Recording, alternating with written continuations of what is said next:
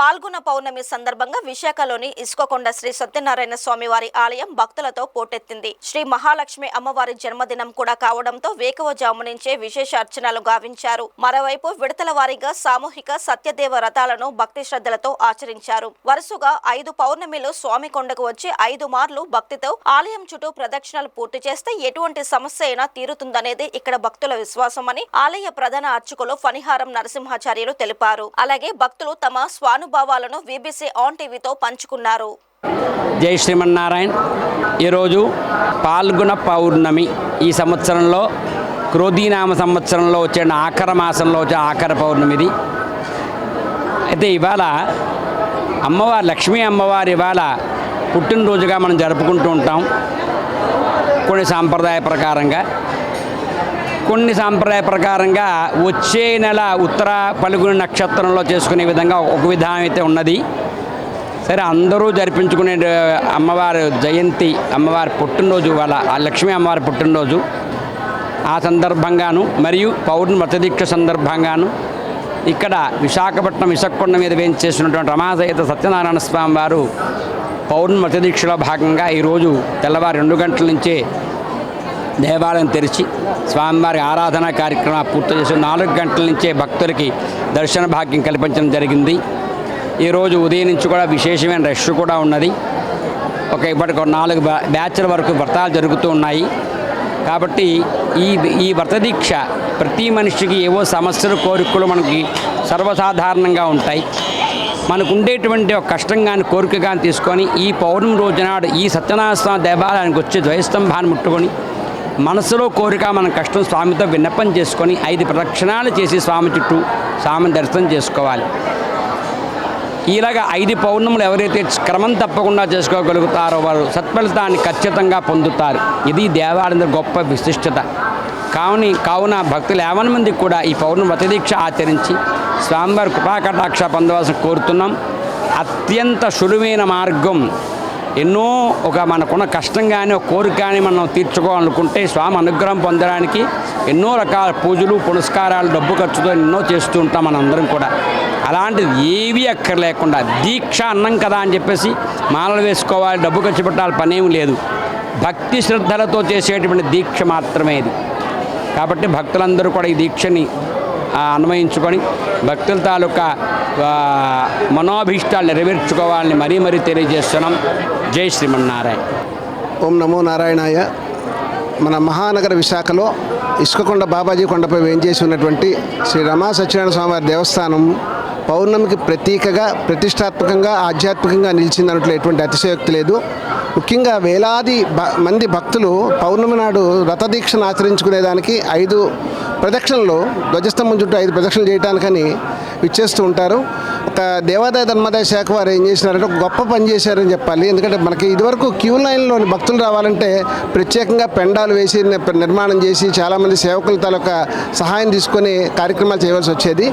ఇప్పుడు నూతనంగా నిర్మించినటువంటి క్యూ కాంప్లెక్స్ ద్వారా అంటే 200, 100, 500 అయినా చెప్పి ఒక రథానికి సంబంధించిన దారి అని చెప్పి విడివిడిగా దేనికదే అన్ని ఏర్పాటు చేయడం వల్ల భక్తులు దాన్ని అనుసరిస్తూ ఆ మార్గం నిండా నేరుగా ధ్వజస్తంభానికి విచ్చేసి ప్రదక్షిణ చేసుకుని దైవదర్శనం చేసుకుని వెళ్ళడం జరుగుతూ ఉంది.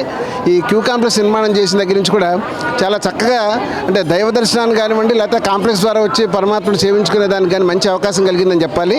మరి మన ఆలయ ప్రధాన అర్చకులు నరసింహాచార్య స్వామి వారు అలాగే ఆలయ ఈవో రాజగోపాల్ రెడ్డి గారు వీరిద్దరి పర్యవేక్షణలో సిబ్బంది అది కాకుండా శ్రీహరి సేవకులు వీళ్ళంతా కలిసి భక్తులకు ఎటువంటి అసౌకర్యం కలగకుండా చక్కని చర్యలు చేపట్టి ప్రతి ఒక్కరు కూడా సునాయాసంగా స్వామిని దర్శించుకునేటట్టుగా అదేవిధంగా రథాలను ఆచరించుకునేటట్టుగా రథం ఆచరించుకున్న తర్వాత వాళ్ళు ఏ క్యూ నుంచి వెళ్ళి భగవంతుడు దర్శనం చేసుకోలే దాని మీద చాలా చక్కగా మంచి సేవలు అందిస్తున్నారు. వాళ్ళందరికీ సందర్భంలో ప్రత్యేకంగా మేము ధన్యవాదాలు తెలియజేస్తూ ఉన్నాము.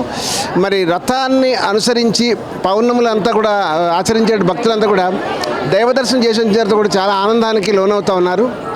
ఎందుకంటే ఎప్పుడూ లేని విధంగా చక్కని ఏర్పాట్లతో మాకు దర్శనం బాగా జరిగిందని చెప్పి చాలా మంది ఆనందం వ్యక్తం చేస్తున్నారు. అలాగే రథంలో పాల్గొన్న వాళ్ళు కూడా వాళ్ళ సంతోషాన్ని వ్యక్తం చేస్తున్నారు.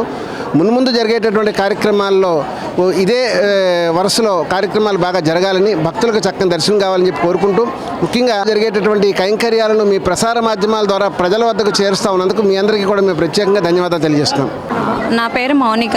మేము ఇక్కడే ఉంటున్నాము, ఇక్కడ జగదాంబ దగ్గర ఉంటున్నాం. కాకపోతే ఈ గుడికి ఉన్న విశిష్టత ఏంటంటే మనం కోరుకునేది ఏదైనా సరే అది బాగా జరుగుతుంది. లైన్గా 5 పౌర్ణములు కానీ మనం ఆటంకం లేకుండా కంప్లీట్ చేస్తే మనం అనుకున్నది ఖచ్చితంగా జరుగుతుందని ఇక్కడ నమ్ముతారు.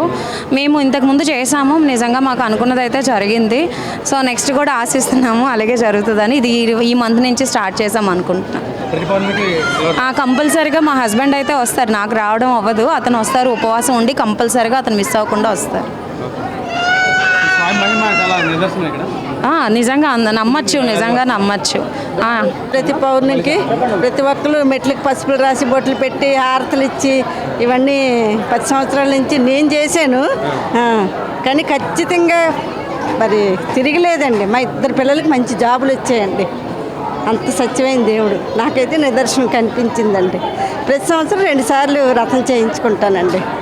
ఈ బొట్లు పెట్టడాలు ఇవన్నీ ఆపేసాను. ప్రతి సంవత్సరం 2 సార్లు రథం చేయించుకుంటూ మొక్కుకున్నాను, అలాగే చేస్తున్నానండి. ఇప్పుడు స్టేటస్లో పెట్టాను కూడా. చాలా పవర్ఫుల్ అండి దేవుడు మాత్రం. మా పిల్లలకి ఉద్యోగాలు వచ్చాయండి. మా పిల్లలు ఏం చదువుకోలేదండి, నమ్మరు మీరు. లేదు, ఒక అబ్బాయి రెడ్డి స్లాబ్లో ఎలక్ట్రీషియన్ చేస్తున్నాడు. మా చిన్న అబ్బాయి ఏమో యానిమేషన్ గేమ్స్ తయారు చేయడం, బెంగళూరులో జాబ్ అండి. నిజంగా పవర్ఫుల్ అండి. అంత చదవకుండా ఇంటర్ చదివి ఉద్యోగాలు వచ్చాయంటే గ్రేట్ కదండి, దేవుడేనండి. చిన్నబాబుకి ₹1,00,000 జీతం, పెద్దోడికి 30,000 చాలండి. వాళ్ళ దూరంలో ఉన్నారండి. ప్రతి సంవత్సరం 2 సార్లు రథం చేయించుకుంటానండి. నాకు నమ్మకం కనిపించింది కదండి. నమస్తే అండి. సత్యనారాయణ స్వామి అంటే ఈ వీధిలోనే నేను పుట్టి పెరిగాను. ఫస్ట్ అయితే గుడి నా చిన్నప్పుడు అయితే రావడానికి భయపడేవారు. అయితే ఇసుక తోట, పాములు ఉంటాయి, కొండ ఏరియా అమ్మ అనేసి అదే అలాగుండేది. స్వామివారు వీధిలో వాళ్ళైనా జనాలైనా ఎలా రప్పించుకున్నారంటే ఇక్కడ ఏదైనా జరుగుతుంది. ఇక్కడ 9 సార్లు ప్రదక్షిణ చేస్తే మీకు అనుకున్నది జరుగుతుందండి. వీధిలో అంగ్రేజీ వీధిలో ఉన్న వాళ్ళందరికీ, అతను నమ్ముకున్న వాళ్ళందరికీ కళ్ళ కూడా కనబడి చెప్పేవారండి.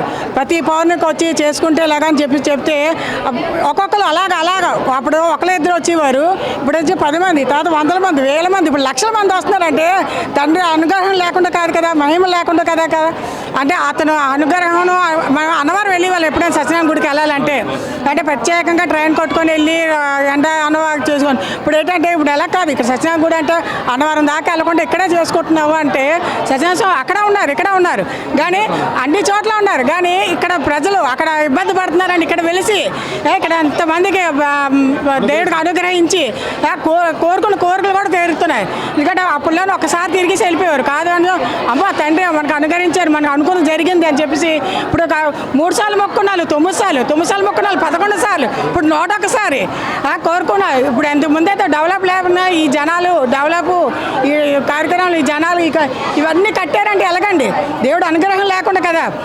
దేవుడు మనకి కళ్ళ కనబడి కనురించి మన కోరికలు నెరవేర్చి మమ్మల్ని కాపాడి అంతా మంచి చేసి వార్డు వీధి అందరికీ మంచి చేసిన వల్ల తండ్రి అనుగ్రహం ఉండడం వల్ల అందరూ చల్లగా ఉన్నాము.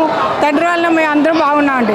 మా పిల్లలు కూడా 2 ఆడపిల్లలకి బాగానే చదువుకున్నారు, ఉద్యోగాలు చేసుకుంటున్నారు. ఈ వీధిలో పుట్టి పెరిగినందుకు, దేవుడిని నమ్ముకున్నందుకు ఆ దేవుడు బాగా ఏడుకొండల వాడు వెంకటరమణ గోవిందా గోవిందా.